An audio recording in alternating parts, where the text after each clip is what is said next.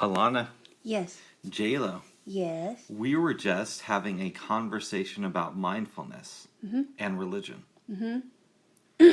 We have. Do you want to go into it a little bit? So I posed a question about, and I've talked to you about this another time before, that some people feel when they're washing dishes, it's therapeutic to them, and I don't see it that way because I see washing dishes as a mindless chore. And we proceed to talk about why you thought that it could be therapeutic for someone to do the dishes. To clarify, it's not that I consider washing dishes a form of therapy, Right. but I've heard people or read about reports in the Buddhist community of talking about how it's a great way to practice being in the moment, which is a form of mindfulness. So, excuse me. Specifically, I'm thinking about Chogyam Trungpa Rinpoche. I know that he would talk a lot about, when you're doing dishes, it's a task to where people tend to zone out a lot.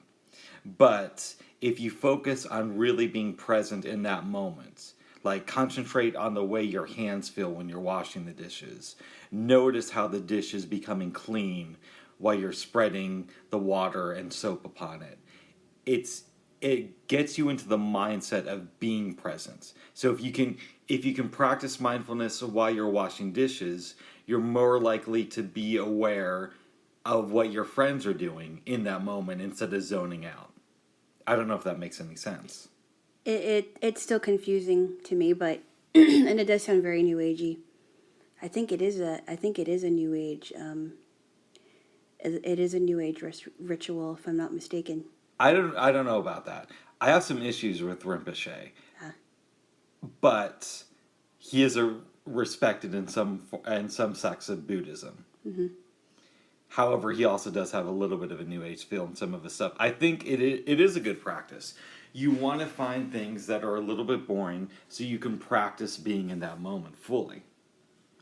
That just does not make sense to me. Okay. It doesn't make sense to me. I mean, usually if it's something boring, I'm like, I want to get it done so I can do what I want to do. But that's the idea. If you can be in a boring moment, it's easier for you to be more present around other people or more aware and more there when something is going on in your own life. So you fully experience life. That's still something I don't Really? get. No. I would love to do some meditation stuff with you sometime. I'd like to do a study on meditation with you. So here's a stark difference here. There are some little bits of commonality, but very, very little. So you talked to me about the monkey mind, correct? Yes. When your mind wanders and you're thinking about other things and you're not present, yada, yada, yada. Is that right? That's the basic concept. Now, okay. Keep in mind, I'm no expert on Buddhism. I have gone to some lectures and done meditation for a number of years, but I would hardly consider myself a scholar in Buddhism. Okay, but you have the basic understanding about what that's supposed to be. Hopefully. Okay, so in the Christian faith, you'll hear a lot of people talk about the spirit and the flesh. The flesh is anything worldly, anything carnal, anything that is outside of thinking on spiritual things related to God, right? So anything outside of that realm, if you can call it a realm, I don't know, in the realm of thinking. And for example, I lay out an example that I remember sitting in churches and it's almost like 12 o'clock or maybe 1 o'clock and the service is almost over and I'm thinking, what am I going to have for lunch? I am so hungry. And I'm thinking, no, I should not be thinking about this. This is terrible. I have to concentrate. But that is called the flesh because you're thinking on fleshly things. You're thinking on worldly ideas. You're thinking outside of God's will, and you're not focusing on God right now. It's focusing on yourself. And as far as meditation goes, the Bible does talk about meditation, but it talks about meditating on the law of the Lord, meditating on the word that what you have been reading, and keeping it in your heart so that you remember it the next time. But it has nothing to do with emptying out your mind. It has everything to do with filling your mind up with what you just read and thinking about it, thinking on it day and night. So it's a totally different thing with, it's a totally different thing in contrast to emptying out your mind to be present in the moment. There are many forms of meditation, but you kind of hit it on the head. The one I prefer is the breathing meditation, where you just try to concentrate on your breath. The idea is that you're emptying your mind. You're giving your mind a pause to help to process things, right?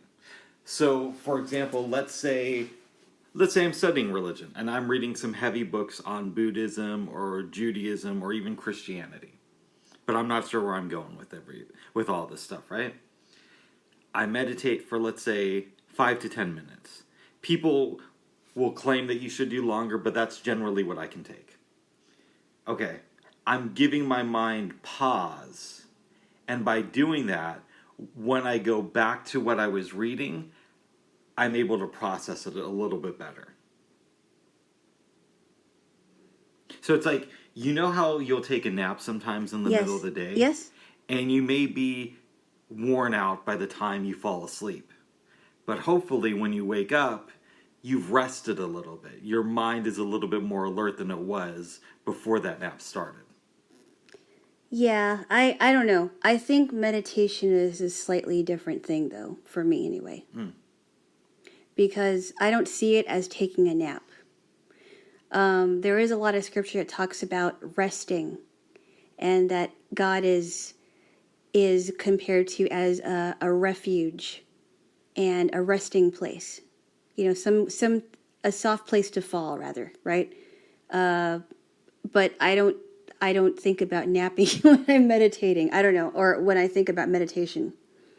It's the best analogy I could come up with on the top of my head. I mean, I think there is. So let me give you an example of maybe of some form of pausing, so to speak. So in the Psalms, if you ever read the book of Psalms again, which I really recommend that you do because it's a beautiful book. So the Psalms are basically songs of poetry. And sometimes you'll see in the middle of a psalm, you'll see the word Selah, right? Selah. Selah, that's a beautiful word. It is. Selah is a word that is supposed to mean pause. Like you pause and then you refrain the song. Right? I think it's important to pause and think about what you just read, because there's some beautiful stuff in the Psalms, especially when you read the Psalms and there's like a lamentation. There's a lamenting in the Psalm. Or there's also Psalms of praise, but there's also Psalms of lamentation. It's beautiful stuff. And sometimes in the middle of the psalm, you'll see the word Selah, which is like a pause, and I think it's really beautiful. I'm thinking that maybe they wrote the psalmist wrote it so that whoever is reading it will pause and think about what they just read.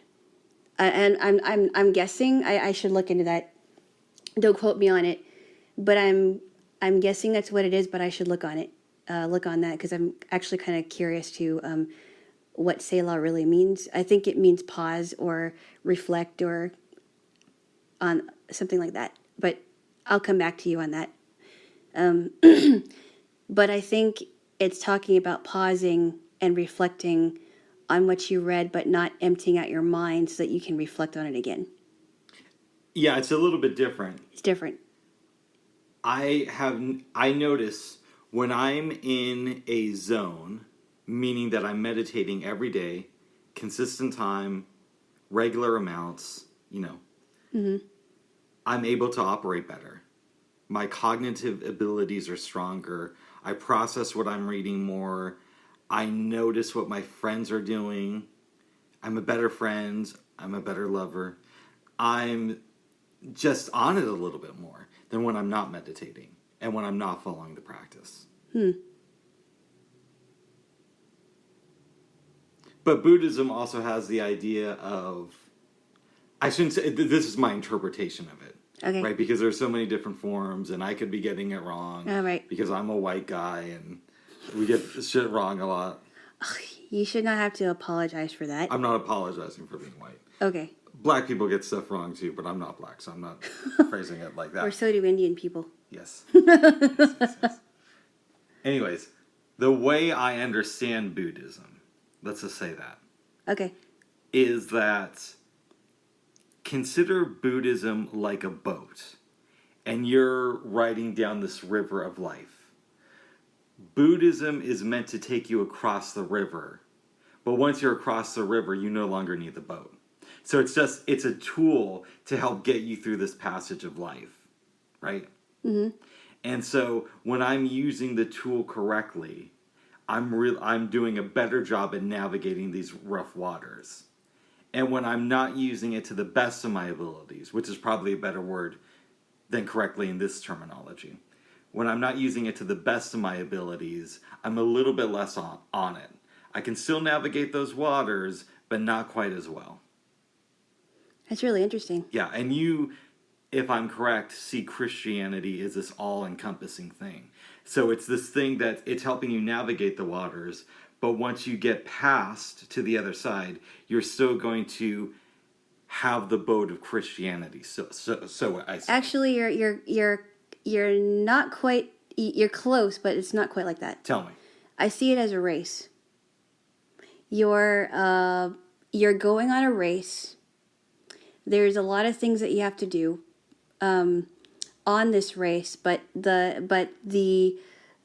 is a reason why you are on this race, and it is to get to the finish line, but after the finish line, there's something else. So the finish line being death. After you cross that finish line, there is still something to look forward to. So right now, obviously, I'm still on my race. But I don't see it as a nice long journey on a boat. I shouldn't phrase it maybe like that.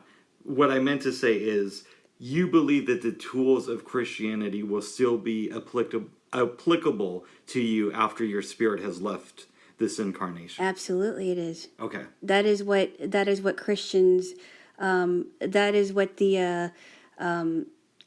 one of the biggest things about the Christian faith is that this life is preparing you for the next one. So just because you end your life here, you can look forward to something even more beautiful in the next one.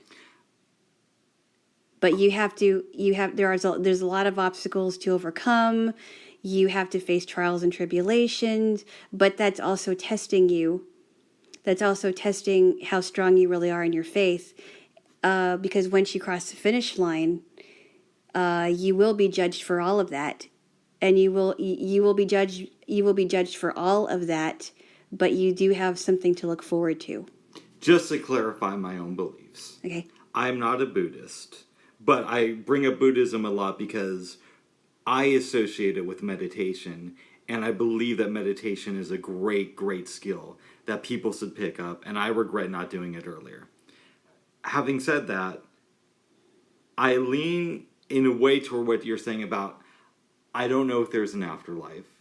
My assumption would be that there probably is, and that I would consider this lifetime as some sort of like a school. So you might be judged in some way based on what you do here, but I don't go the Christianity route of, I don't think I'm gonna be meditating in the next life. Now, who knows? Maybe that's all I do in my next incarnation is meditate. But as of right now, I don't see that as being the case. So I see these are the spiritual tools I'm using to get through this class. And when the next class comes, it might be a whole different set of rules. But you're still gonna hold on to the concepts of Jesus, you believe? Oh, of course. You're right. It is an all-encompassing thing. everything revolves around it in my own life. Too much. No, it's not too much. Okay. What are you talking about? I'm joking, babe. Oh my goodness. Go ahead. First asking, then mocking. What's Sorry, up with that? go ahead. Mocking. Keep going. Okay. Well, yes, you are right. To me, it's a all-encompassing thing, as well as it should be to the Christian who is trying to navigate through their life right now, and it was never. Nobody said it was going to be easy at all, but I think. Trials and tribulations really do shape a person to how they are today, whether they take it well or they find a way to learn, whether they take it badly or they find a way to learn from it. And, my story isn't over yet. My story is still being written. And because I don't know what's going to happen for the rest of for the later parts of my life, that makes it so exciting. That's why life is so exciting. You just don't know what's going to happen. I think it would be fun to do a book exchange to where you give me a book by a Christian theologian and I share a book with you by maybe someone like Prima Chodron or someone of that nature, and we discuss it here. I could give you like a book on by C.S. Lewis or something. Yes. He wrote a lot of books about. There's a book that I read in college that was really interesting. It was called The Four Loves. You ever heard of it? No. I did. I have not read Mere Christianity, but I read The Four Loves, and it talks about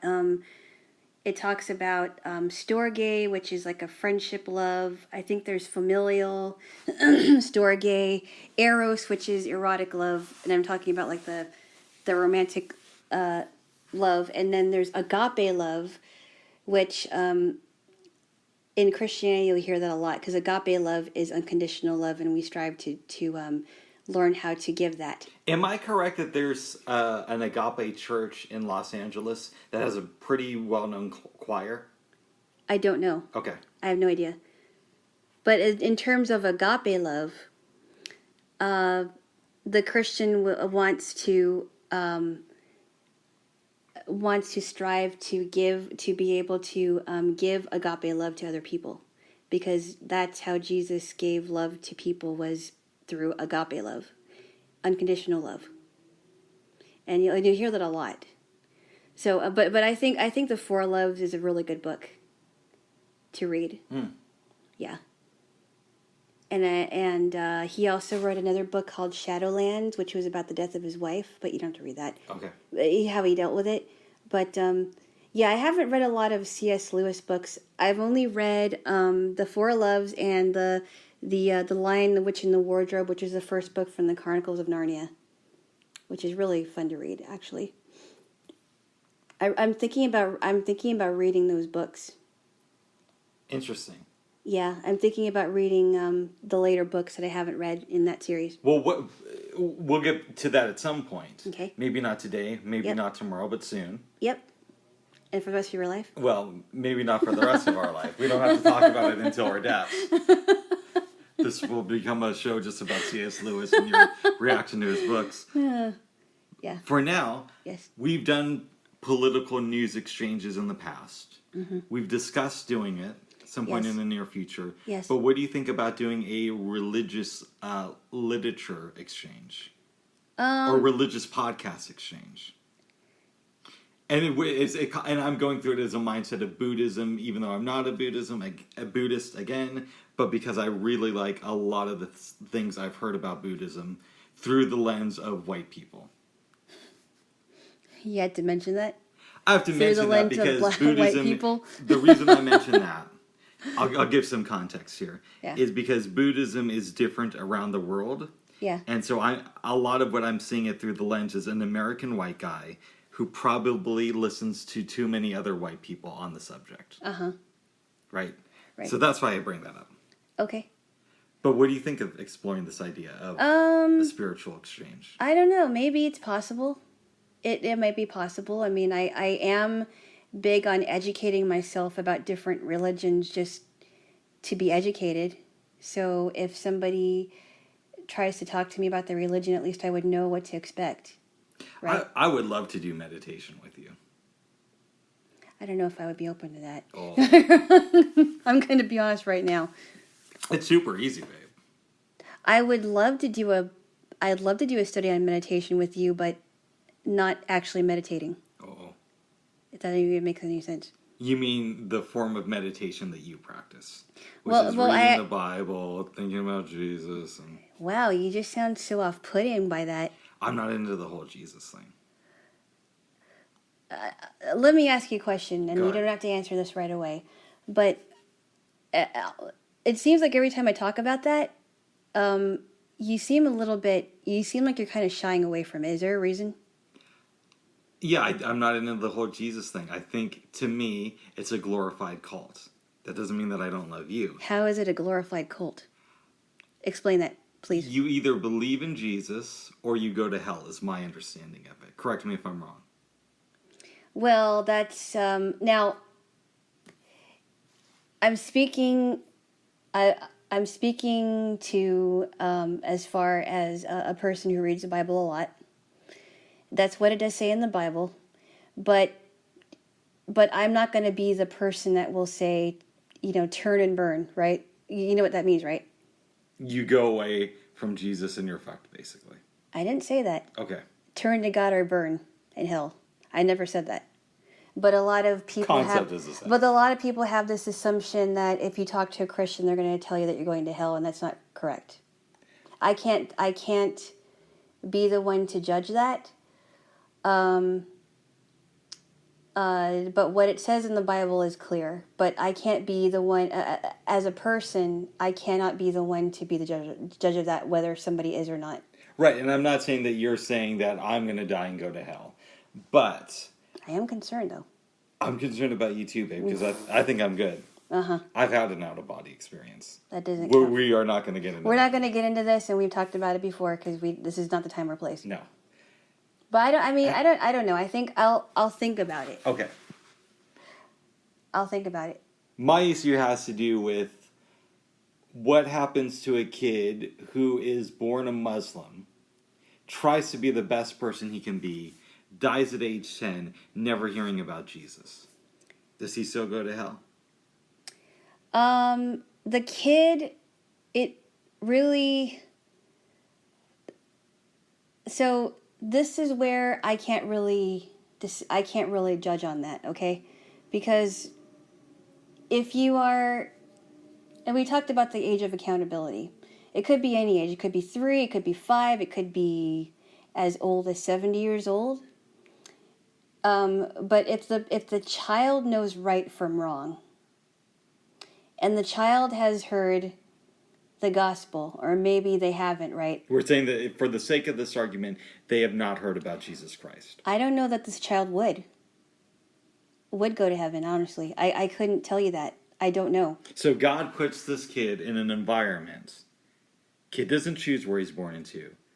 He's born into a place and a time where he does not hear about the teachings of Jesus Christ. He dies and he goes to hell, even though, to the best of his knowledge, he was trying to be a good person. That's one of the places where Christianity... Well, that's just it, though. What you have to understand here is you cannot get to heaven based on the merits of your goodness. And some people have not been able to understand that, and some people just either don't understand it or they don't want to understand it because they don't want to feel like they're going to be judged based on what they've done in this life. I can't speak to that little boy, if there is a little boy that has been born in it, and I would imagine, because we've talked about places that maybe were even more remote than whatever country you're thinking about, right? Mm-hmm. That people have... I would imagine that people already have gone to those places. It's hard to say because I don't know anyone who has, but that doesn't mean that anyone hasn't gone to like the Ozark Mountains or the most remotest of parts of the world to preach the gospel. It's hard to say because I don't know. There are people that have been able. I'm sure that there are people that have gone to Tibet, and that's a very, very Buddhist country. That's a very, very Buddhist place. Am I correct? I believe you're correct, but it doesn't just have to do with Buddhism, right? And there may be people. First of all, I think that they're always discovering these tribes that have been out of communication with the rest of society. I believe last year in the Amazon they discovered a tribe, and they think that they haven't been in contact with the outside world for something like 10,000 years. Really? Yes. Well, I mean, I would think that if there are tribes, I'm sure some groups have heard about them, and there are missionaries are going there are really going out of their comfort zone and going to remote areas, like even for example the Alaskan villages, right? They have villages with tribes still living in those villages, like Alaskan Native Indians, right? There are people that don't go there very often, but but I'm sure a lot of Christian organizations have been there and will go to remote areas of the world. Christianity, I could see it as a path to God. But again, my big bone of discontent is when Christians say that it's the only path to a spiritually fulfilling life. I just generally don't believe that that's true. I just don't know how anyone, and I'm not just talking about you, but what I'm concerned about is I just don't know how anyone can live a life where we're believing that several ways can get to heaven. I would be very confused. I would be very, very confused that if I lived a life where I believed that there are several paths to go. And because, for example, here, and maybe this may not be a good example, but I'm trying to think of a good one. Go ahead. What if you're looking for a house? Okay, it's the only house you want to go to. You're looking for somebody's house, and you're walking, and you're trying to find the pathway to somebody's house, but you're taking all these alternative pathways because you think it's going to be the shortest way, or you like to watch, maybe you want to look at the scenic route, right? You want to look at the scenery. But the more you go off the path, you're going deeper and deeper into, I don't know, like a forest, but you're not finding the house. And the only way to get to this house is to find the actual path and go straight to the house. But what you're doing is you're going broader and broader and broader, but you're going down you're going towards a dead end because you're not getting to your place. And the point I'm going to make, and we can get off of it because I know we have a lot of things to talk about, is I just don't know how anyone can live a life and take all these paths but not get to the right destination. I don't understand. I would make the argument I would be very confused. I would say that the house example is actually a really bad one because there are different paths to somebody's house, right? No, but what I'm saying is, what if there's only one path that you need to go to, but it's a narrow path, but you're taking all these wider, broader paths, but you're not getting to the house. You're just going off elsewhere. Okay, so let's get off of the house analogy. Okay. Because I don't think we're going to see eye to eye on that one. You were born Filipino in Hawaii. American first, yes. Your parents were both Filipino, completely? Yes. Okay. Except for Spanish heritage, but Trump doesn't like Spanish people, so we don't acknowledge We don't have to talk about that. We don't acknowledge. You never say you didn't like them. Okay. All right. Okay. Sorry, I didn't do that yet. All right. 1980. Yeah. 2 Jaylos are born. Yes. One of them being you. Right. Okay. I would hope so. In Honolulu, right? Yes. Okay. Follow me here. Okay. I don't know where you're going with this, but okay. I'm a white guy born in Portland, Oregon. Uh-huh. I know people who have been born in Ghana, in Israel, right? Different religions, different parts of the world. Why should we assume that we each have the same path to follow in this lifetime? And it goes further. Like, I'm attracted to poetry and the arts. As am I. But I know other people in my life whose main focus is psychology and the human mind. Right. If they were to focus completely on the arts, it would be horrible for them. And while I'm intrigued by the human mind, if that was my main focus, I probably wouldn't do too well on it.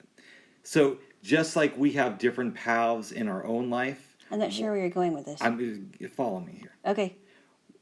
Why would we have the same path as far as spirituality goes? Well, first off, you're talking about abilities, right? You're talking about abilities and talent as what people are inclined to, or correct? As far as what people are inclined to, but it's also impacted by their environment, where they're born, what time frame they were raised in, that type of thing. Well, you're talking about two different things, though, because So what you're talking about two different things: a path of life that people have chosen, or something that they're really passionate about. Do you want me to break this down in even simpler terms?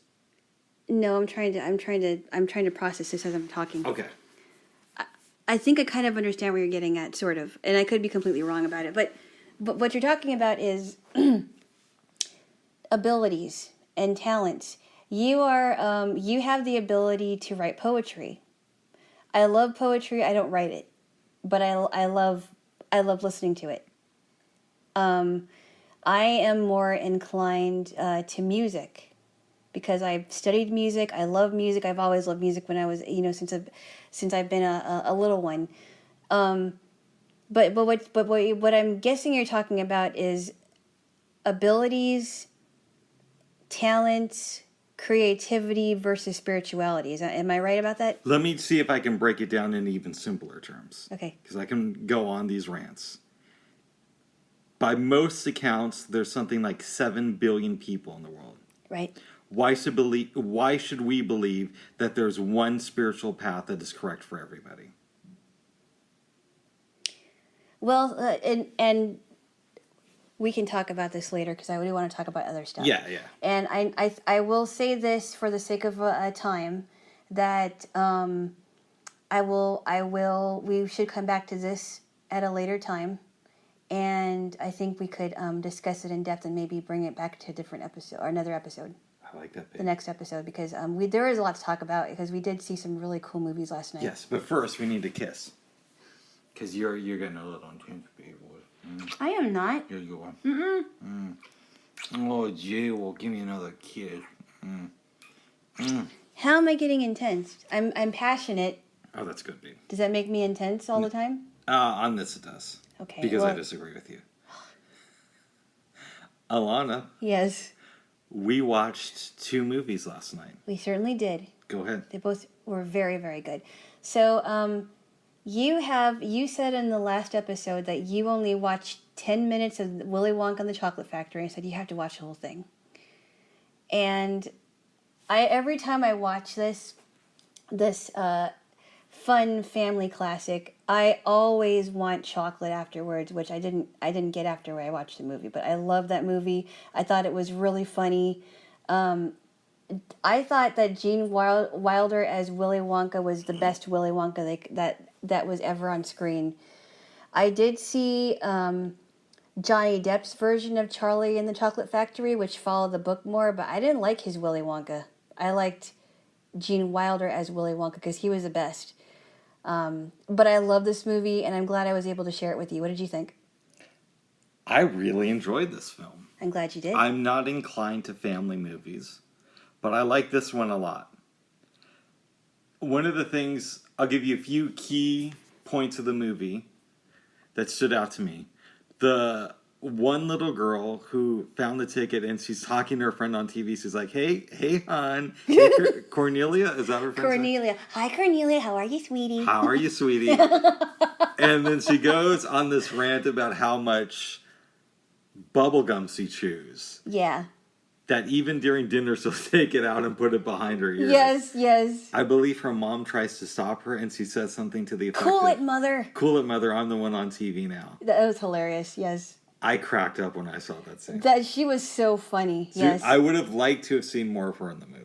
She was great. She was probably one of my favorite kids in that movie. Because she was just like, she didn't care. She was like, I'm eating this gum. Leave me alone. I would put her right behind Charlie. Yes. I had a fun time watching this film. Yes. Now, do you want to talk about the other two kids? The three kids? Veruca Salt, Augustus Gloop, and Mike TV? They play with stereotypes a little bit in this film. You have the German kid who cannot stay away from the chocolate and who ends up drowning. Yep. Which is funny, I thought. Okay, you went at the pipe. Even though it's a little questionable. How is that stereotypical, though? There's this thing in Germany where they're supposed to be really, really into chocolate. Oh, really? Yeah. I see. I didn't think of it as stereotypical. I knew this girl whose parents were from Switzerland.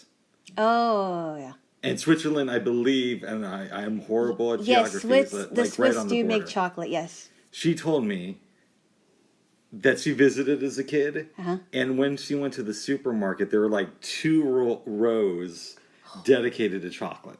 Was this in Switzerland or was it in Germany? This was in Switzerland, but again, it's on the border. Oh no, the Swiss are known for their chocolate and their swatches. Right. So I think in that area of the world, it's like, of course you're going to have the German kid who's obsessed with chocolate, right? So there's a reason to go to Switzerland. Yeah, but Germany is different than Switzerland. But they're right next to each other, babe. So it's like Portland versus Vancouver, Washington. You know, if I talk about the cultural differences between Vancouver and us, they pay sales tax. And they technically have a different governor. Right, exactly. But there's really not much difference beyond that. That's true. Yes. Okay, you make a point. But I would think that the English too, because the English are into chocolate as well. Yeah, I mean, it's not a huge. It's just something I noticed that this German kid cannot control his love of chocolate. Right, exactly. I thought the spoiled kid was really funny. Yeah, she was great. Oh, it's so funny. Yes, 10,000 tons of ice cream. Yes. You're a rotten mean father. You never give me anything I want. But I want it now. She played it so well. It's mine. I got a golden ticket because somebody got it before her, and she's like, I gotta have that ticket. Very spoiled. But she was supposed to be that spoiled, and the director specifically told her that she had to be really, really nasty, and she played it to a T. She was really good. But according to the lady who actually played her, she said, I had a hard time doing that. I'm actually a really nice person. But she was so good. She was excellent. And so was her dad. Do we know if any of the kids from this movie went on to appear in anything else? I don't know, but I wanted to get you. I want you to tell me if you liked. What did you think about Mike TV? This kid is dumb as. He's as dumb as doornails. Yes. He's as dumb as a doorknob. You've already seen the girl turn into a blueberry. Yes. You watched this other kid go down the incinerator.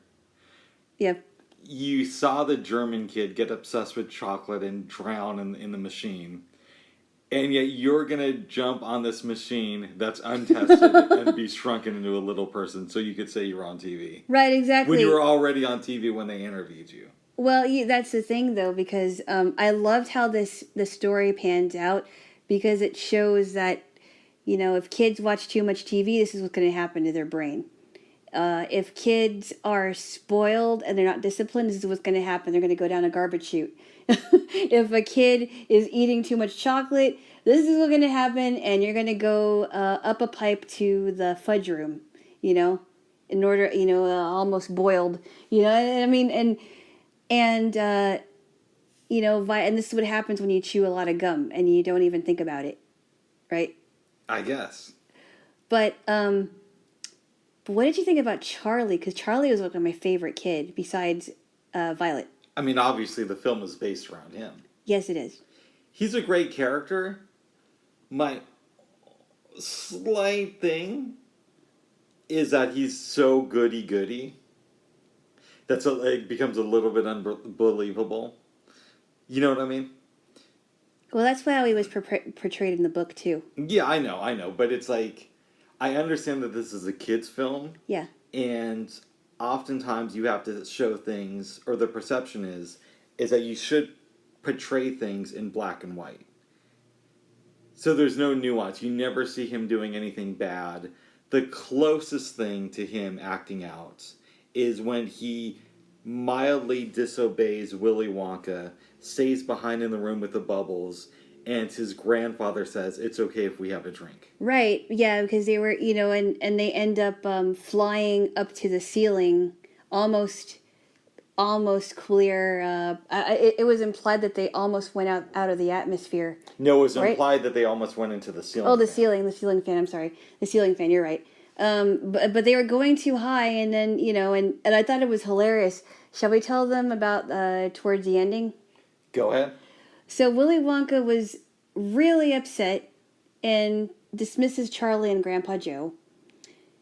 And he's talking to Grandpa Joe, and Grandpa Joe is really upset, and he's like, where is the lifetime supply of chocolate? It's like, there is no lifetime supply of chocolate.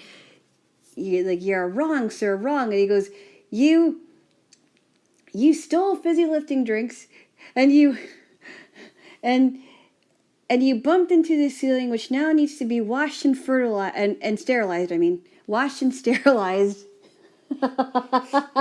I thought it was so funny, but we won't get into the whole entire ending because you have to see it. It's really great. It's similar to the book, though. It's similar, but not completely similar, like the Johnny Depp version of Charlie and the Chocolate Factory is. I can tell you really don't like the Johnny Depp film. It's okay, but I just like the classic one better. There's slight differences in the 2008 version, because that's when it came out, 2008, 2009, and it's more geared towards the book, but I like the classic better. I like the classic movie better. I just thought it was more delightful and it was really good, really fun. Yeah, I enjoyed this film a lot. And would you agree that Gene Wilder showed his did the same Gene Wilder comedy that he has done in other movies in this film? Because I thought he was great. I would agree that he did sort of the stereotypical Gene Wilder performance. Yes. Yes. But he's great. It's like he's funny, but he's also a little bit insane. You know what I mean? Nobody can do him like him. Nobody can do him like him, right? So would you agree that he played the role very well? Yes. Yes. What do you think about the scene where they go to this park area, right? And this is where you see the blades of grass. And it's supposed to be like everything is edible, right? Mm-hmm.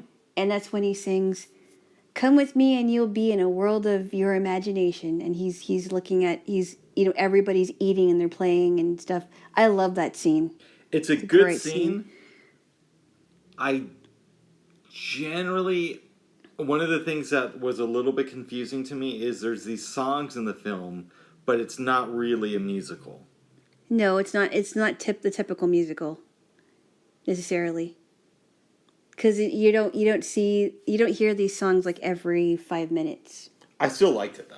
Yeah, I thought the music was there at the appropriate times though. It was good. Yes. Yes. I thought Grandpa Joe was great. Whoever he was, I don't know. He's probably gone now. I'm sure he's long dead. He's long dead. I think. Huh? They got rid of him. I think the kid who played Charlie is still around, but he's no longer in Hollywood, from what I understand. Uh-oh. No longer in Hollywood. Hollywood. But it was good. I really liked it. I liked the math and the teacher, Mr. Turpentine. Yeah, he was fun. Class dismissed. Class undismissed. Class redismissed. Redismissed. I don't know. I thought it was great. Yes. Well, I'm glad you liked it. Thank you, babe. Mm-hmm. You had never seen Young Frankenstein until last night. I heard about it, but never seen it. It was a weird movie. It was funny, but very odd. What are your thoughts? Do you want to tell a little bit about the storyline? So what I understand is Professor Frankenstein, or Frankenstein, Dr. Frankenstein, is a science professor. Am I correct? I believe so. He's a science professor, but he refuses to acknowledge his family name, which is Frankenstein, and I guess in that they were in Germany, right? Is that Germany or New York? They were in New York first. They were in New York first, and then somehow they took a train to Germany. None of the people spoke German, but they all had like German accents. Right. Okay. So it starts off in New York. He's a science professor. He refuses to acknowledge that he's a Frankenstein because his grandfather was Frankenstein, and he just refuses because apparently his grandpa Frankenstein was a freak, and a lot of things ensue. He is engaged to Madeline Kahn's character, correct? I believe so. Elizabeth, who doesn't want her lips, her hair, her nails, her clothes to be touched. But she loves him as he's leaving the train station. Loves him as she's leaving the train station. Yes. And somewhere in the middle, he finds a body in a grave, correct? Him and his assistant, Igor, yes, go to a funeral, and when everybody leaves, they dig up the casket. Which is really weird. And they implant, he has the abnormal brain, right? Igor goes yes. to get the brain of, I think, the person who was buried. Yes, right. He gets scared because of the thunder and lightning, and he drops the brain. Yep. So he sees this other one that's labeled abnormal, and he just grabs that one instead. Yes. And doesn't tell Frankenstein at first. Nope. And so it's kind of interesting with the relationship that Frankenstein forms with the giant. He doesn't have a name, I don't think. The body had a name, but I forget what it is right now. I forgot too. So he gives that giant part of his own brain. Frankenstein does, correct? Near the end of it. Near the end of it, yes. But I think I skipped too far. Shall we talk about Gene Hackman's character? Because I know that he was blind. He was a blind guy. What did you think about that? I've heard people say that they don't like Gene Hackman in this movie, and I'm talking about people from our community. Mm-hmm. I get it because it is a really bad stereotype of blind people. Yes. Having said that, it's not like Mel Brooks has devoted his career to taking, low shots at the blind community. This is a couple jokes in a movie. Yeah. To me, it's like, it feels a little tasteless, but it feels that way because I'm of that community. Well, and also it's supposed to be a comedy. Yeah, it's not supposed to be the film isn't an examination on blindness. Right. I do think that there are questionable things that are put in, for example, sitcoms that are stereotypical of what people think blind people should be doing, like counting steps or, things like that, right? Mm-hmm. I think there's something questionable, but I'm not gonna protest a show or a movie just because I don't like it. No. And honestly, if I wasn't blind, I'm sure I would find the Gene Hackman stuff really funny. If we're gonna be honest. Yeah. What's your take on it overall? I thought it was kind of funny. I mean, I didn't think of it as anything serious to really get upset over. I mean, if he had fun making the scene and people were laughing, I mean, that's all I really care about, really. It's more than that. I don't think Mel Brooks was like trying to be really snide about it. No, I don't think I haven't seen a lot of interviews with him, but I don't think he's out there talking about how much he hates blind people. Or that we need to be institutionalized. Right. He was a filmmaker. He was trying to do something funny. It kind of works for me, but not completely. But I'm also aware that it's because I'm from that community. Yeah. And so I accept it for what it is. If I'm willing to laugh at the way other people are shown in this movie and other films that are questionable, then I got to accept that other people are going to find this particular scene funny. So, speaking of scenes with blind people in it, I forgot what movie it was, but there was a girl that was she had a small role in the movie. I forgot what movie it was, but she was trying to put things in a blender. And I think she put like a fish in there and some weird things in there. And it's like, hey, anybody want some? I had to laugh at that. I'm like, that is really funny. There was a blind scene in the movie that did make me laugh a lot. Refresh my memory, babe. You've seen Dumb and Dumber? I did, but it's been a long time. It's been a long time. The sequel you can kind of skip, but the original is really funny. Yeah. There's a blind kid in the movie. And Jim Carrey sells him a dead parakeet. Yeah. Where the head should be, Jim Carrey just put on a piece of tape. So it shows him and Jeff Daniels talking about it in the van and saying, you sold the blind kid my dead parakeet? Then it flashes to the blind kid petting the dead parakeet and just saying, Polly, want a cracker? Polly, want a cracker? It cracks me up. And there's no head. There's no head. He's just petting the body. So I did not see this movie, and I think maybe we could watch it at some time. There's a movie called Scent of a Woman. I have seen it. Have you? Yeah. Wasn't there a part in the movie that who is the blind guy? Val Kilmer? No, Al Pacino. Al Pacino was the blind guy, right? And didn't someone say, hey, there's something in the fridge, and then he ends up taking like a swig of like really rancid milk or whatever it was? I forgot what it... I don't remember. Yeah, I have not seen that movie. I heard it was good. It's a good movie. It's not maybe the best portrayal of blind people, but I liked it. Yeah, but I thought the Gene Hackman character was funny, and the one girl with the blender, I forgot what... That's going to bug me. But I remember my sister saying, hey, there's a blind girl in the movie, and I was... she was putting all these things into a blender and trying to make some drinks or whatever, and it turned out really bad. But I cannot remember what movie it was. I have not seen it. Maybe if I look up blind blender girl, maybe I'll find something. I don't know. But yeah, in sitcoms too, I mean, whoever thought that all blind people count their steps when they want to find something? I never do. That's ridiculous to me. That is really, I mean, it's one thing to have a frame of reference, right?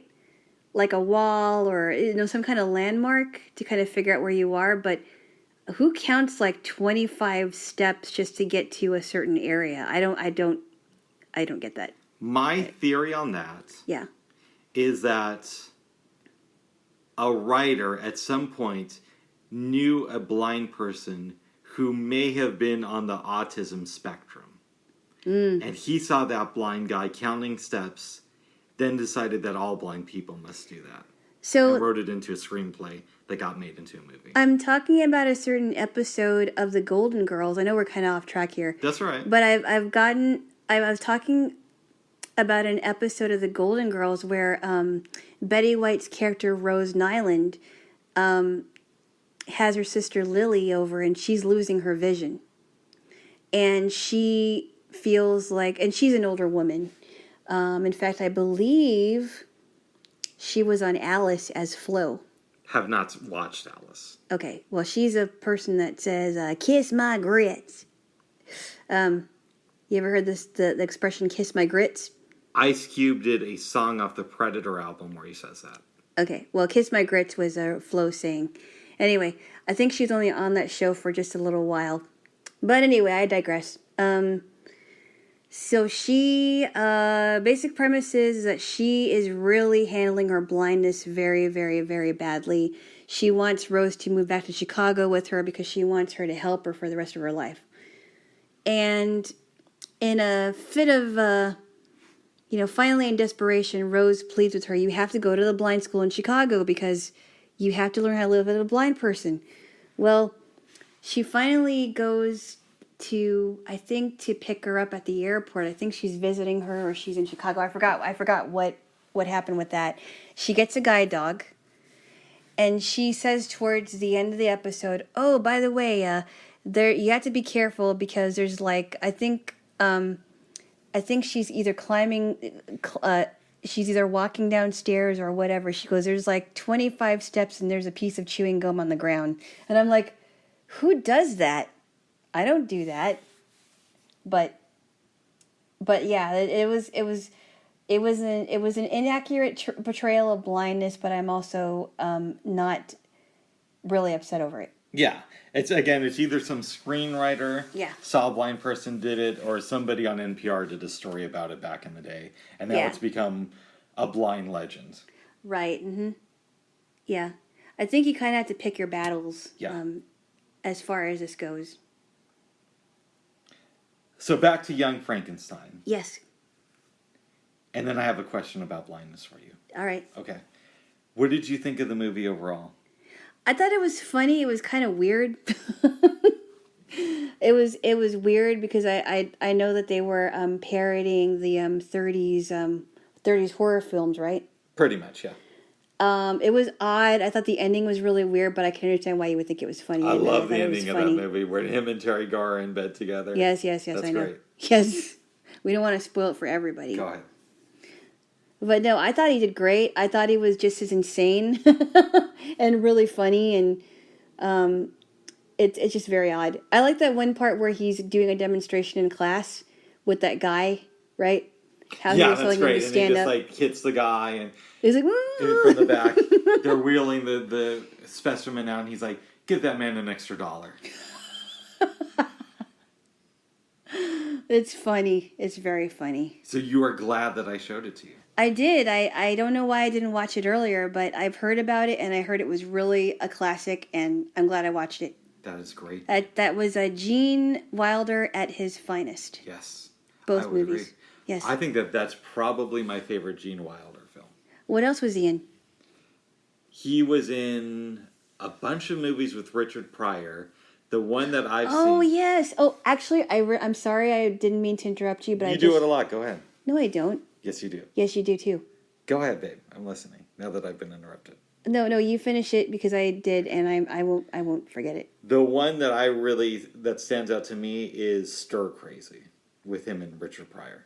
Okay, when did that one come out? Around 1980. Directed by Sidney Poitier. The great Sidney Poitier. Yes. So, sorry about the interruption again. Go ahead, I'm used to it. I don't do that all the time. Sure. No, Keep I don't. Talking, babe. No, I don't. Keep talking, babe. I don't. Okay. See No Evil, Hear No Evil. I believe that was in 1987. I want to say 89, but keep 87 going. to 88, somewhere around there. I remember seeing it with my aunt and uncle. I really enjoyed it. That was with I believe it was Gene Wilder and Richard Pryor. Yes. Because Gene Wilder was a deaf guy. And Richard Pryor was a blind asshole. He called himself an asshole in the film, right? I don't remember that. I watched it. I haven't watched it in so long. That's the one. But it doesn't surprise me that he would call himself that in the film. That's one scene I remember where he's like, he's pretty vulgar. That something one. like, I'm gonna, you know how I am with quotes. I bastardize them all the time. But it's something in the film of like, I was an asshole when I was sighted, and just because I'm blind now doesn't mean I can't be a blind asshole. Some people are like that. Yes. Yeah. Yes. Not mentioning names. Because I'm just kidding. He might have said that. It doesn't surprise me. He's kind of vulgar. He was vulgar. Doesn't surprise me. But it's been a long time since I saw it, but I really enjoyed it. There were some funny things in there. You were not a Richard Pryor fan. I don't know too much of his stuff. I don't. But I also heard that he was like really heavy into drugs, very much an alcoholic. I think I heard an interview with his daughter, Rain Pryor, and he said, she said that he could be a very loving person, but he was very, very different, obviously, when he was on drugs. And it was very inconsistent, from what I understand. In the 1970s, The New Yorker did a profile on Richard Pryor that I thought was really good. And I'd be interested to get your thoughts on him after reading that, and maybe even after we watch Live on the Sunset Strip, if we ever do that. Mm. But that's a story for another time, babe. Okay. So I'm so glad you enjoyed this film. I enjoyed it quite a bit, yes. It brings up a question about blindness. Ooh, really? Okay. Before we started doing this, yep, you were telling me a story about being invited to a party of a sighted friend back in your college days. Okay. You said that she was really nice and she had this brother who was awesome and all that stuff. Yes. And I'm wondering, not necessarily at this particular party, but have you ever felt like the token blind person? What do you mean by the token blind person? Like everybody was focusing on that? Well, not necessarily that, but like, oh, Alana's here, she's the blind girl, as opposed to, oh, it's Alana, my friend, and she happens to be blind. I never felt that way. I can honestly tell you that. The friends that were really my friends, they never ever brought up the fact that, oh, this is my blind friend, right? I never ever had that problem. I'm so thankful that the side friends that I have had and still have never treated me like that. You just, oh yeah, my friend's blind, but they don't really focus on it at all, actually. The people that focus on it the most are the people that either know my friends or they're strangers and they just don't know how to deal with it. That makes sense. But I've never in my life that I could ever think of did my friends ever, because if they did that, I wouldn't be their friends anymore. I would just completely not want to hang out with them, because if that's what they want to focus on, then they're not really being friends with me. They're just focusing on my blindness, and that's my entire identity. Yes. And there are people that do that, and I've made some friends in the past that have a real knack for relating to people with blindness, even if they haven't had a lot of experiences. And I love those people. I think it's great, because some people do have that. They have the knack for it.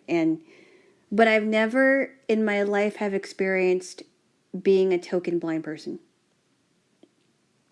There are people that may have been at parties that have asked me questions, but they're respectful. But I've never been treated like, oh, that's the blind girl. That's my friend, the blind girl. Good. And I'm thankful about that. But I've known people that have said that their sisters or brothers will say, oh, that's my blind sister. And in return, this person would say, oh, what if I said that you were my diabetic sister, Right.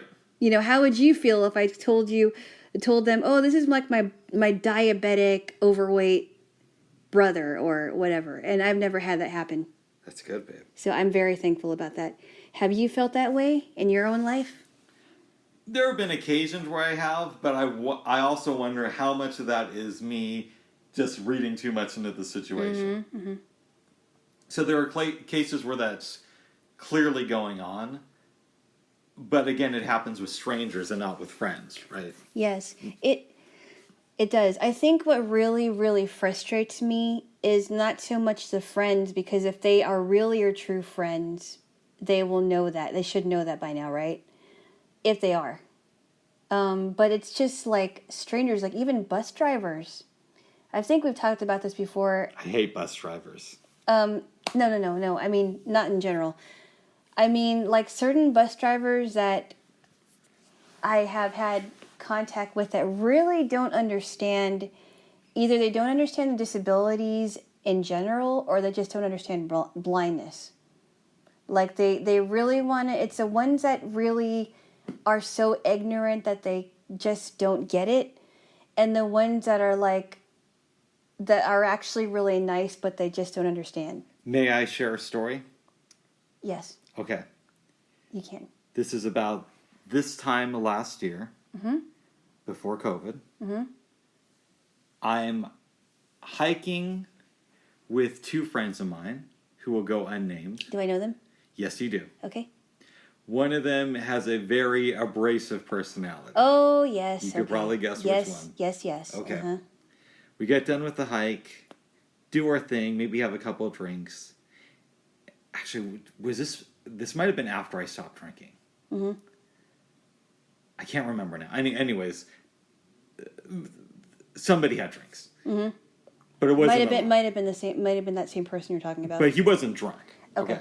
It was just like one or two at most. All right. because this is around maybe like 3 in the afternoon. Yes. Mm-hmm. We get on the bus, and my friend, who can be a little bit abrasive, very, says to the... Alana doesn't like this person. Well, I never said that. I'm just agreeing, but I think it's all over the time. Okay. We're having some fun. Oh my goodness, okay. You tend to say stuff out of your... I think you need it. Well, I watched too much Ace Ventura. Okay. Okay. Back to the story. Yes. We get on the bus. My friend says to the bus driver, hey, could you tell me, such and such stop when we get there? And the guy says to him, if I remember, I will. That's right. Yeah. He says, if I remember, I will. Mm-hmm. And my friend responds by saying, well, what am I supposed to do if you don't remember? And he says, well, if I remember, I will. And he says, yeah, but I need you to say that stop. And he's like, sir, get on the bus. I need you to either get on or get off. Mm-hmm. So this goes on for about a minute. We finally sit down. Mm-hmm. And this other passenger, who was a real asshole, in my opinion. Really? Yes. To the bus driver? To my friend. Okay. This other passenger was an asshole to my friend. He's this guy who's like in his 50s, So real old guy. Yeah. I wouldn't say really old guy, but he starts telling my friend, you're really rude to that bus driver. I hate the way you handled that. I used to be a bus driver, and I just want you to know I would have kicked you off the bus immediately. Really? And my friend, who I don't agree with on everything, turned around to this guy, and he said very calmly, what would you have done differently in my situation? Mm-hmm. And the guy just says, I just think you were really mean. Really? And as this dickhead is getting off the bus... All right, enough vulgarity. Go on. He says to my friend, be nicer to your bus drivers, and walks off. Wow. Yeah. Okay, so that sounded to me like it was very uncalled for. Not only because this guy was a stranger and he was a former... I just think that in this case he should have been a little bit... He should have just been quiet about it, because that was between him and the bus driver. I also do think, though, that if you are going to intervene, and my friend said something like, well, what would you have done differently? In a calm voice, because I was there. Yeah. Maybe give the person an answer. Exactly. I mean, so if I was the one that was a stranger, right, I think I would have handled it much differently. I would have said, excuse me, could you please explain what happened, because I didn't like what you did. Can you tell me why you felt that way? And then I would say something to that, like if he asked me, what would you have done, right? Keep going.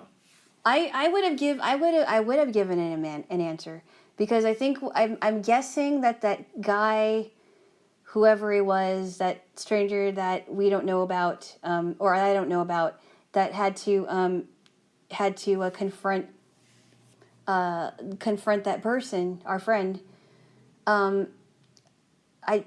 I think sometimes you really have to pick your battles, right? Yes. I mean, is it really that important to confront something you didn't you didn't like? Is it really that important? Because if somebody, I mean, it's different than if somebody was really in trouble. Somebody was being threatened. Somebody was trying to harass somebody else. But he didn't have to do that. It's so uncalled for to me. And if you are going to be confrontational, the person responds to you with kindness and asks for your advice in a loving way, you owe that person an answer at that point. Exactly. You don't just say, be nice to your bus drivers and leave and just not say anything, because that was an idiot. He just acted like an idiot. I mean, I totally agree with you on that. I think that, there were times where there were things that I really felt like I should have intervened and said something, and I didn't, and I regretted it. But I think for this story that you said, I think that probably wasn't a good time to intervene. It just wasn't worth it, right? Because you guys were heading somewhere, and it was where were you guys heading to? From what place? We were downtown, and the plan was. We were going to get off somewhere in Southeast around Belmont. Yeah, that's not right. I just think that there are times where people should just stay out of your business. And if they feel like they need to confront somebody about it, I would just stop and think for a bit, stop and collect yourself and cool off, and then kindly say, excuse me, what was going on here? Yes. I just want to know what's going on because I didn't like what happened, and can you explain to me that? Instead of just like completely berating him and saying, that was rude, you know. And as he's leaving, he tries to say some slick shit to my friends. You know. Yeah, well, you probably won't see him again. I hope not. Yeah.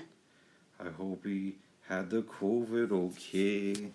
No, I mean it's true. I mean there are some times where you could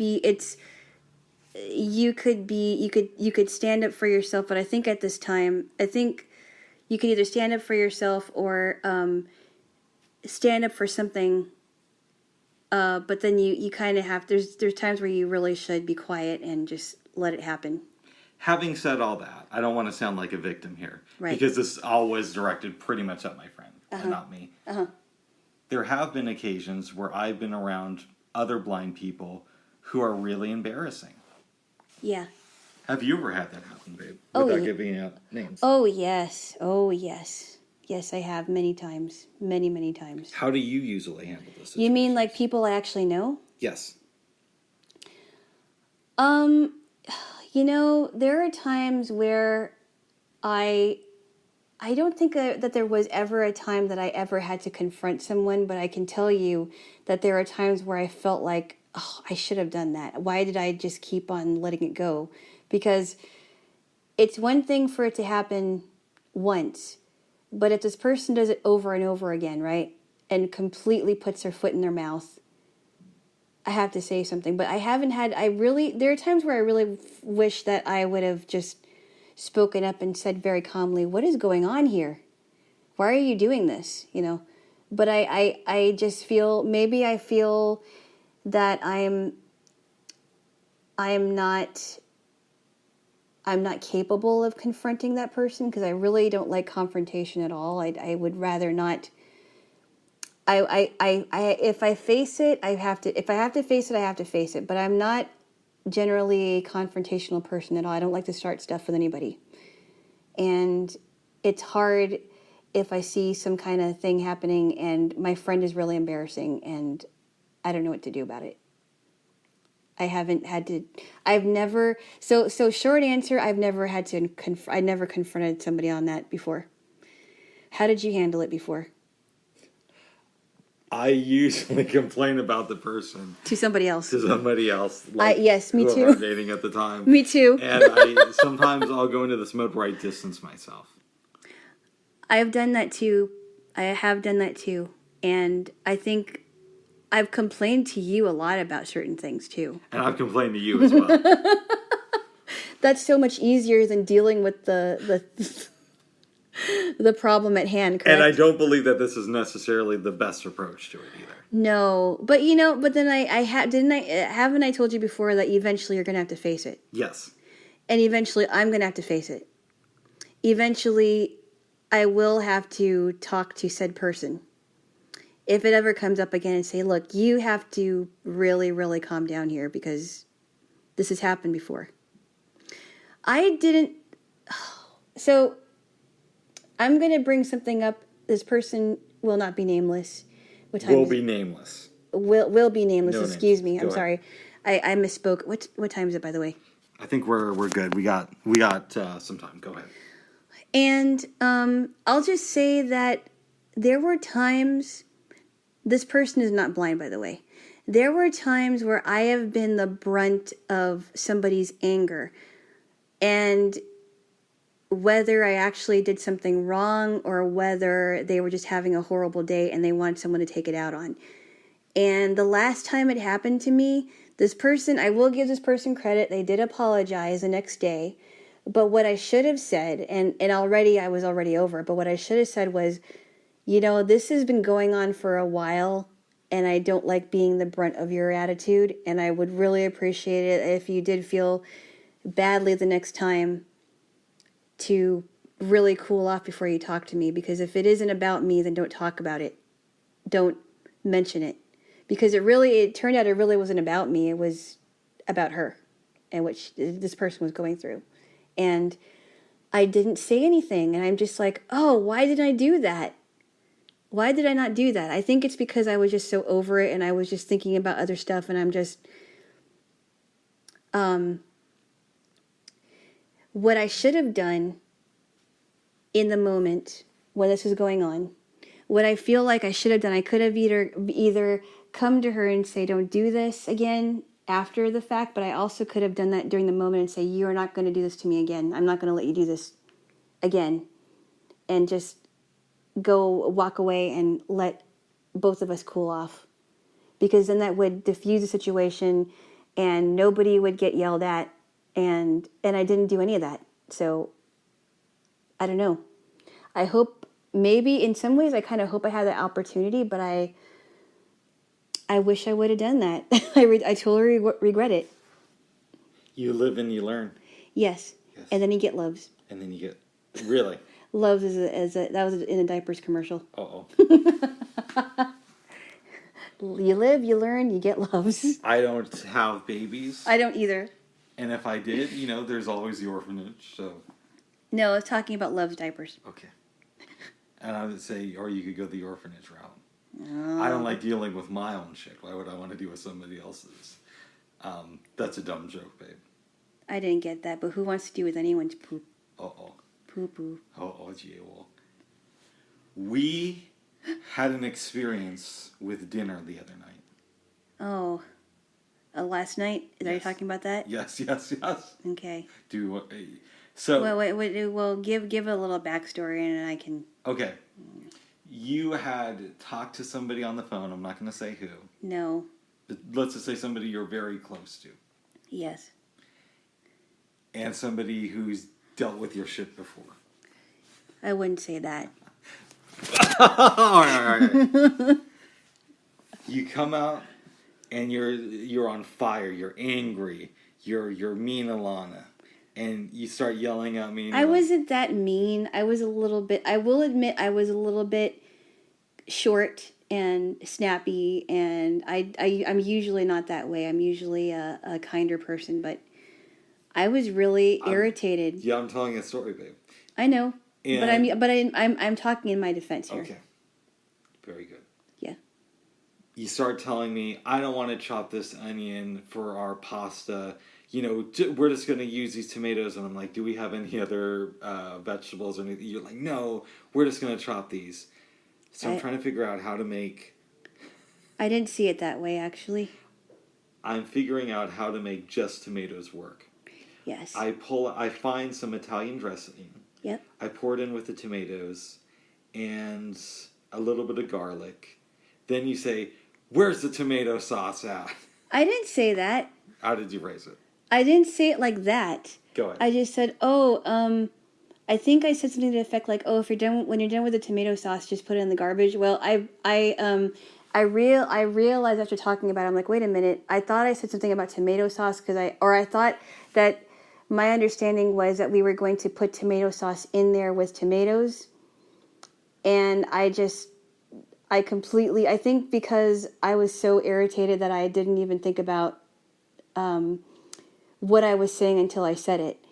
And so, but he agreed he said, okay, just give me the tomato sauce. And he pours the tomato sauce in there with all the spices and the tomatoes, because, that, and the dressing too, right? Yep.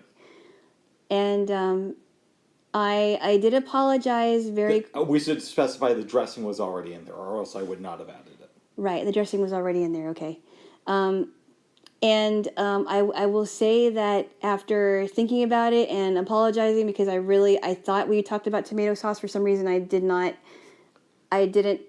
think that we didn't talk about it, and I was just assuming that because, that it would require tomato sauce, even though there was tomatoes, that's how it was going to be. Well, I did apologize because I said, look, I'm sorry. I'm still a little irritated with my mom. Mementos, yeah. That we're talking about on the phone. I was still irritated with the phone call, I'll say. Yes. That I was still irritated with the phone call, and I was just a little bit upset because this person just kept going on and on and on and on and on and wouldn't let me get off the phone and talked about cooking and on and on and on and on and what have you. And I just was just annoyed, and I took it out on him, and I apologized, and we went on with dinner, and it actually turned out really good. Good. But then you looked in the fridge and you saw a bell pepper, and you're like, oh, we could use this bell pepper sometime. Oh, no. And then I forgot about that. I'm like, wait a minute. Well, I mean, okay, so we are planning to make this Mexican thing tonight. Yes. Do you put bell peppers in your Mexican stuff? Half and half. Sometimes I do, sometimes I don't. Okay. We haven't used a bell pepper. I don't know if it'll still be good next week. It might be. But if you want to, we can use that. That might be good. And we will use onion tonight. Very good. And I am in a better mood. I hope so. No, I am. Oh, good. No, I'm you after you take stuff out on me, you always apologize. I do, because I feel horrible, and I apologize right away. I don't wait till the next day. You always try to make it better. You always say you're sorry afterwards. What are you trying to say, Blub? I'm trying to say that this might be a cry for help from me. I'm just having some fun, Jaylo. Oh. But you like the way the pasta turned out last It was really good. It was really, really good. I know that the tomato sauce was not supposed to be in there now, but it really added a lot of flavor to it. Yes. And so did the rest of the stuff. So, anyway, and so I told him afterwards, I said, okay, we're even. You were snappy last week. I was snappy. No, you were more snappy than I was. No. Yes, you were. Really? Oh, yes, by far. It's not, I mean, we weren't recording, but it wasn't even the same league. It wasn't even comparable. You were way more snappy. Really? Yes. I wasn't that snappy. I was like a little snappy and kind of upset. No. You were very rude, actually. Well, you forgot this part.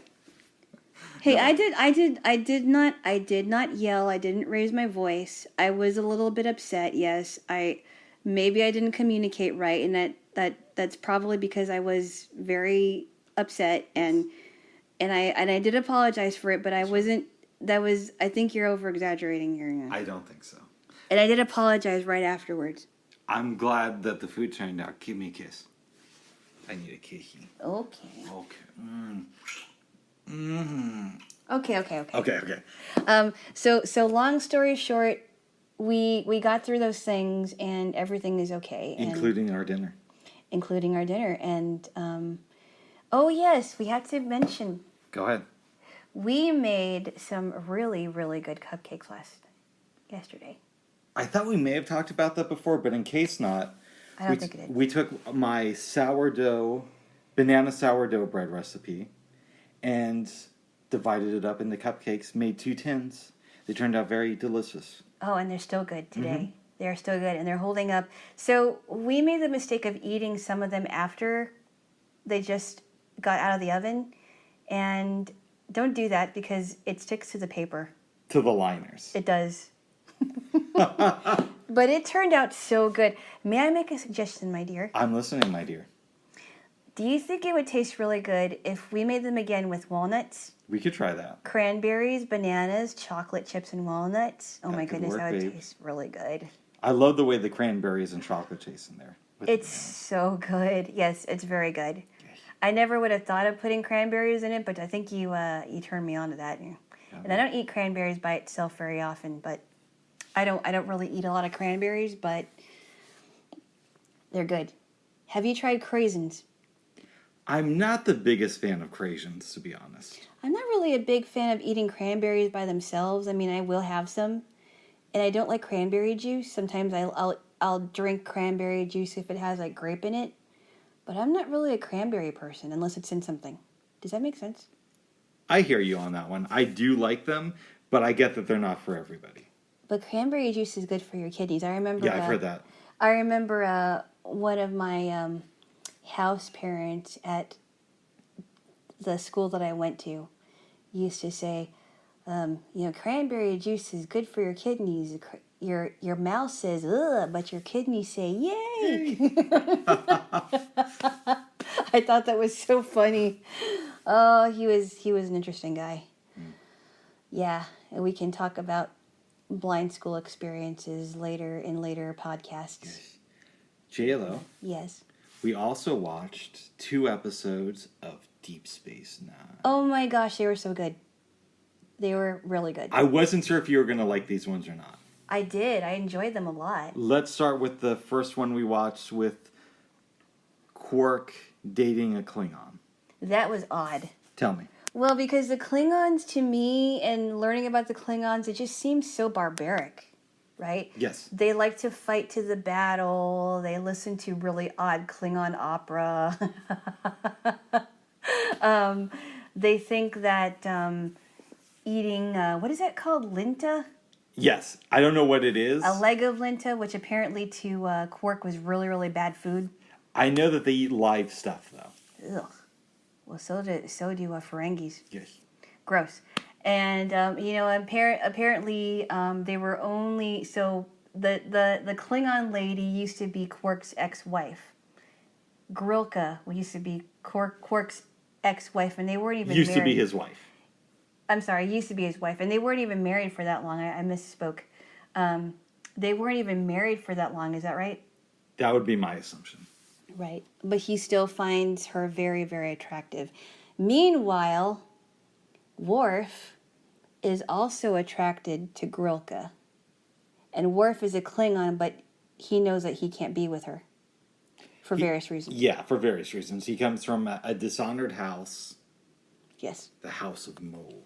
And he was raised by humans. And he took the side of the Federation, which is what brought dishonor upon his family. Yes, he takes the side of... He's on the side of humans. Humans. Right. Keep going, babe. So he knows that he can't be with this lady, and there's some funny things where they're in the was it the holosuite? Yes. And Dax and Worf and Quark are fighting, and Quark is trying to learn the Klingon language, and Worf is like, "You're saying the words, but I don't feel it." And it's hilarious. It's just so funny. Well, then, I don't really want to give too much away because it's such a good episode. Okay. I do think we should say something that happened at the end of it that goes into later episodes. Yes. Which is that Jadzia Dax hooks up with Worf. Are you going to say your guy Worf? Is that what you're going to say? Your man Worf? Maybe your buddy. Your buddy Worf? I've caught on that before. Not my buddy. Okay. But they become an item. What did you think about this? I thought it was very odd. I would have never thought that Worf and Dax would ever get together, honestly. I just thought they were just friends. Well, because, Worf is so closed off in some ways. Am I correct?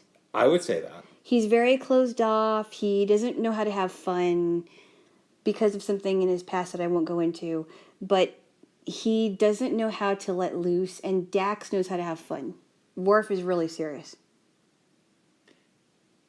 There's so much I want to say because I know how things end. But I will remain commentless. Refrain from it, yes. Please. Remain commentless and refrain from saying any more. What was the other episode we saw about? That was the Ryza episode. That was very odd. Go into it. I enjoyed it. So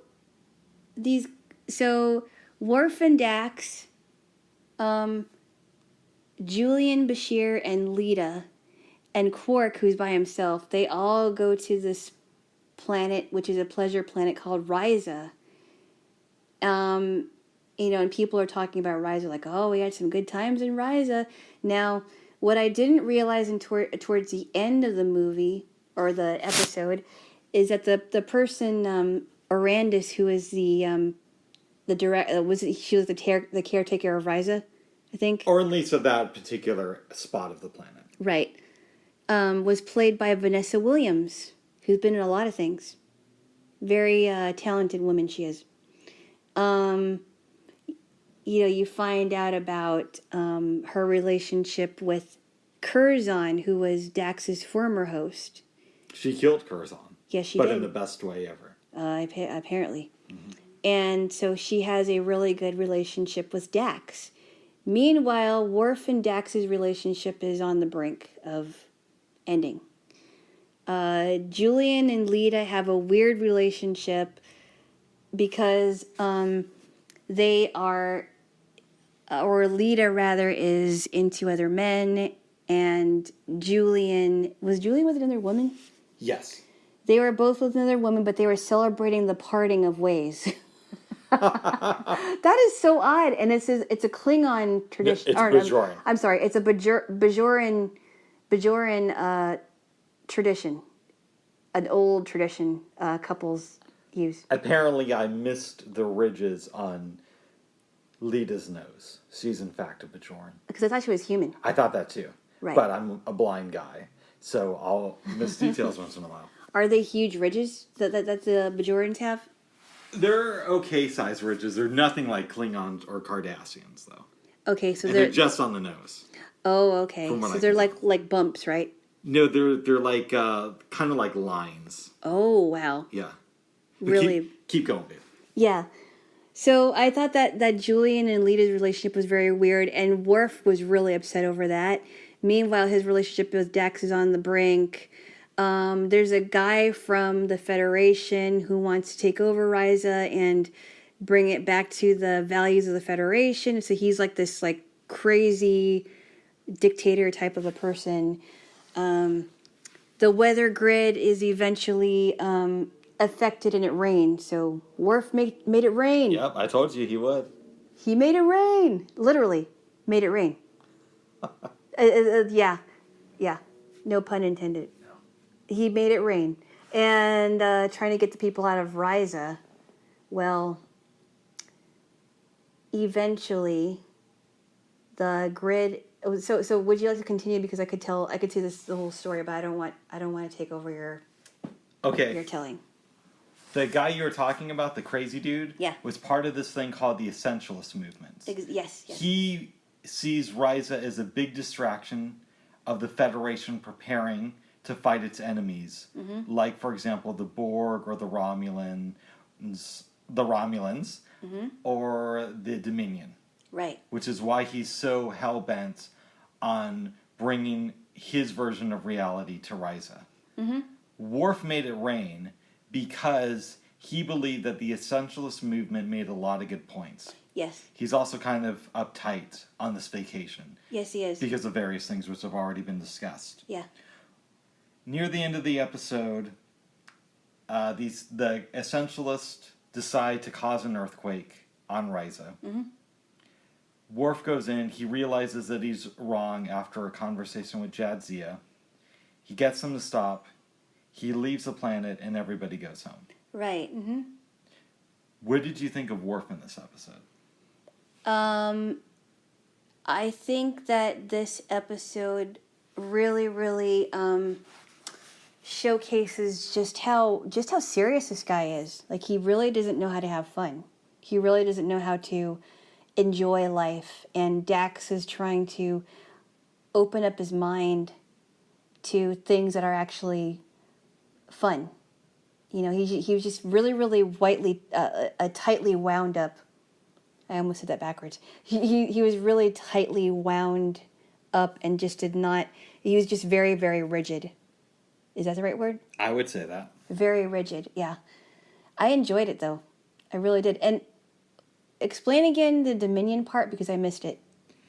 Basically, when the dude is giving the speech, yeah, he's talking about the enemies of the Federation, and he's like, listen, this planet will lull you into a false sense of security, and how's that going to work when we have an attack by our enemies? And one of the enemies he mentions are the Dominion. Right, okay. And he kind of reminded me of Kai Wynn. I could kind of see that. Except Kai Wynn was crazier. Yeah. Kai Wynn was very crazy. Well, Kai Wynn is very self-absorbed. Very self-absorbed. But he hides it in these religious, subtext. She's hiding behind a religious mask. Yes. But this guy, no bones about it. I mean, he really wanted to destroy Risa for what it is and turn it into a Federationist planet. Well, no. Rather, back to the Federationist values. That would be a better way of wording it. That's what I meant to say, yeah. Go ahead. Yeah, but I think I was all. I really enjoyed the episode. I did too. I don't know how much I enjoy Worf. Because it's not only is he tightly wound, he helps ruin everybody else's vacation. Yeah, I think that Worf could have been a better person in this episode. Is that right? I hear you with that one. You know what I mean? He could have been a better character. I mean, I still like Worf, of course, but he just was so rigid about everything. And Dax was like, "You can't run my life," and you're still upset about such and I think his name was Baudet, right? Yes. Yeah, and he's still upset with that, and there's just like a lot of problems coming to the surface that they were having, but they never discussed it. It was good though. It was very good. I'm glad you're enjoying it, babe. I am. Good. I am. I think I do have an appreciation for Quark too. Yes. Yes. He's not all that bad. No. But I also like, he's not all that good either. He's not all that good either. He's kind of in the middle. I actually kind of like Rom. I told you that before. You did. Well, what did you think of the reveal in this episode? That was weird. I couldn't imagine that because, Lita sounds like a fairly smart woman. She seems very intelligent. But Rom is very likable, but I don't think he's so bright. If I had to speculate, I think she started looking at him a new way during the episode Bar Association. You might be right about that, yeah, because he showed that he really had a backbone. Yep. He could stand up for himself, and he wasn't this, he wasn't this fuddy-duddy of a younger brother than Quark. Very good, babe. I don't know if fuddy-duddy is the right word to describe him, but he was just a spineless Ferengi. Yeah, I mean, if this was 1909, it would be a perfect terminology. Yeah. Yes. Alana. Yes. You had a dream last night? Yeah. I did. Do you not want to go there? I'll just say it this way. I had a dream that I was on the phone with an old friend of mine from high school, and I think she was calling me from a camp, and she stopped talking to me, and all of a sudden I heard some kind of breathing or whatever, and I asked her name. I almost said her name. I said her name, and I'm like, hello, are you there? Hello. And then I wake up and I hear the same thing, and it wasn't in my dream. But that's all I'm going to say about that. Okay. Should I speak about my experience listening to the BBC last night? No, because it's not a real experience. Okay. Is there anything else you wanted to talk about, Jaylo? What about your deja vu this morning? Yeah, that was weird. Yeah. Because I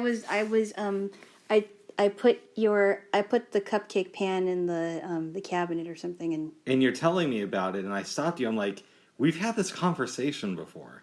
I remember you having that conversation, and the only thing I could think of is I must have had a dream some months back where you're talking to me about a cupcake pan. But then you kind of like said, hey, listen, bro, I've been talking about getting you a cupcake pan for a while. You're probably getting this a little bit wrong. I think it was just deja vu. I mean, I've had that happen before where, didn't I hear that before? Didn't I hear this a long time ago and someone just repeating it? And it's weird, isn't it odd? It is. So you were I believe it was just deja vu, but you are right. You have heard me tell you about a cupcake pan. It's just repeating on in your head. Okay. But I've had that happen before. It is weird. But I could have sworn I had an experience where you put a cupcake pan in a drawer and tell me that you're doing it. That's weird. Which makes me it obviously happened in a dream. It may have been in a dream, yeah, but I don't remember doing it before. No, you didn't do it before. So it had to be a situation like this. Or well, you know what, babe? What? You gave it to me like a week ago or 2 weeks ago. Yes. And you said that you were putting it in a drawer. That's what I did. Yeah, I said I was going to put it in put it in the cabinet. That might have been it. The mind is so tricky, isn't it? It is very tricky. It could trick you into thinking that you dreamed it, but then you think about it and you're like, wait a minute, didn't you say that like 2 weeks on this day? Apparently. Yeah, I did tell you that. I did. I actually was thinking about that as you were talking about it. Wait a minute! I told you I was going to put your pan in this cabinet like a couple weeks ago. So that must have been what it was. It was. It was literally a couple weeks ago. It was. Yeah. So it might have been that, but then there are some times where I had these really weird deja vu experiences where somebody will, like, if I'm sitting somewhere in a room and someone's speaking and I'm like, did I just hear that somewhere? The exact words that this person is saying. It's very weird. The mind is a very interesting, an interesting thing how it works. I was listening to Tara Brach one day. Yes. What time is it? I got a little bit of time. We're going to wrap up soon. All right. She was quoting somebody else, but I loved it. And she was basically saying, your mind is like a really, really bad neighborhood at night. Nobody should go there alone. I thought that was great. Yeah. Yes. Well, if we were able to journey into people's minds, I don't think I'd want to do that. No. And I would imagine, like, if you had the ability to journey into somebody's mind, take a trip into somebody's mind, there's probably sections of it, right? You could probably go to the creative section or the food section. I mean, it would be very strange, but I don't think in all that I'm glad that we can't take a trip into anybody's mind, because I don't know that we would be able to get out of it. Like that Being John Malkovich movie. I don't believe I watched it, but I heard it was really good. That's an interesting movie. I think it's on Netflix right Isn't there a real John Malkovich? Yes, and he's in the movie. Wow. Really? Yes. So he's an actor. He is. He was in, of course, I'm not coming to my mind. The film that is coming to my mind, besides for this one, is Con Air. He was one of the convicts in that movie.